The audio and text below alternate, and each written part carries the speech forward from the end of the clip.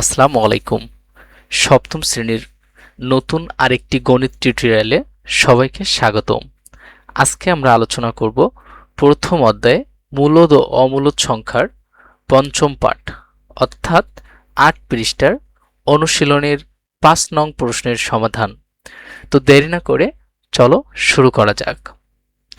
আমাদের ৫ নম্বর যে প্রশ্নটি রয়েছে, ৪৬৩৯ থেকে কোন ক্ষুদ্রতম সংখ্যা বিয়োগ করলে বিয়োগফল একটি পূর্ণবর্গ সংখ্যা হবে। তো চলুন অঙ্কটা শুরু করা যাক। এখানে আছে ৪৬৩৯। আমরা এই সংখ্যাটাকে প্রথমে জোড়া করে নিব। এখন এটা আমরা ভাগের সাহায্যে এই ক্ষুদ্রতম সংখ্যাটি নির্ণয় করব। এজন্য আমরা এই সাইডে ভাগের দাগটা দিয়ে দিলাম। এখন এমন একটি সংখ্যা এখানে আমরা বর্গ করব যে সংখ্যাটি ৪৬-এর কাছাকাছি যায় অথবা ৪৬-এর সমান হয়।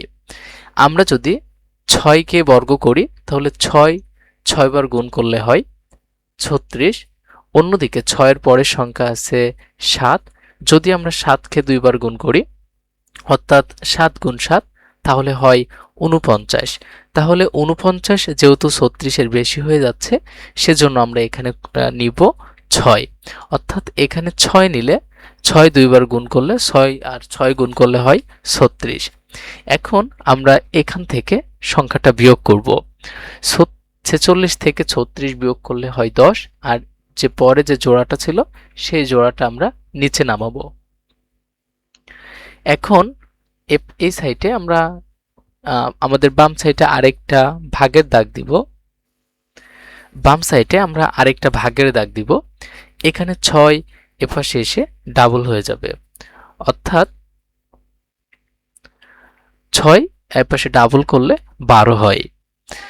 এখন ১২-র পরে এমন একটি সংখ্যা এখানে আমরা নিব, সেই সংখ্যাটা ৬-এর পাশে নিব, নিয়ে সেই সংখ্যাটা আর ১২-র পরে যে সংখ্যাটা নিব, ধরো ১২-র পরে আমরা ৩ নিলাম, সেই ৩ এখানেও দিব। এই ৩ আর ১২৩ আমরা এখানে গুণ করব, অর্থাৎ গুণ করলে ১০০০-এর ৩৯-এর কাছাকাছি যেটা হয়।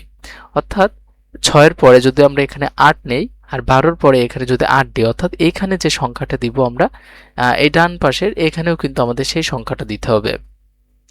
তাহলে এই ১২৮-রে যদি আমরা ৮ দিয়ে গুণ করি তাহলে আমাদের সংখ্যাটা দাঁড়ায় ১০২৪। এখন ১০৩৯ থেকে ১০২৪টা যদি আমরা বিয়োগ করি তাহলে আমাদের সংখ্যাটা দাঁড়ায় ১৫। যেহেতু ৪৬৩৯-এর বর্গমূল ভাগের সাহায্যে নির্ণয় করতে গিয়ে ১৫ অবশিষ্ট থাকে, সুতরাং প্রদত্ত সংখ্যা থেকে যদি আমরা এই ১৫ বাদ দিলে প্রাপ্ত সংখ্যাটি একটি পূর্ণবর্গ সংখ্যা হবে। অর্থাৎ যেহেতু আমাদের প্রশ্নটা এখানে বলেছিল যে ক্ষুদ্রতম সংখ্যা বিয়োগ করলে বিয়োগফল একটি পূর্ণবর্গ সংখ্যা হবে, যেহেতু আমরা এখানে অবশিষ্ট ১৫ পেয়েছি, এজন্য যদি আমাদের এই ক্ষুদ্রতম সংখ্যা ১৫ বাদ দিয়ে দেই তাহলে আমাদের এই সংখ্যাটি পূর্ণবর্গ সংখ্যা হবে। অর্থাৎ আমাদের এই অঙ্কটির সঠিক অ্যান্সার হচ্ছে নির্ণয়ের ক্ষুদ্রতম সংখ্যাটি ১৫। সুপ্রিয় শিক্ষার্থীরা, দেখা হচ্ছে নেক্সট ক্লাসে, অর্থাৎ পরের পাঠের অঙ্কটি নিয়ে। ততক্ষণ সকলেই ভালো থাকো, সুস্থ থাকো। আল্লাহ হাফেজ।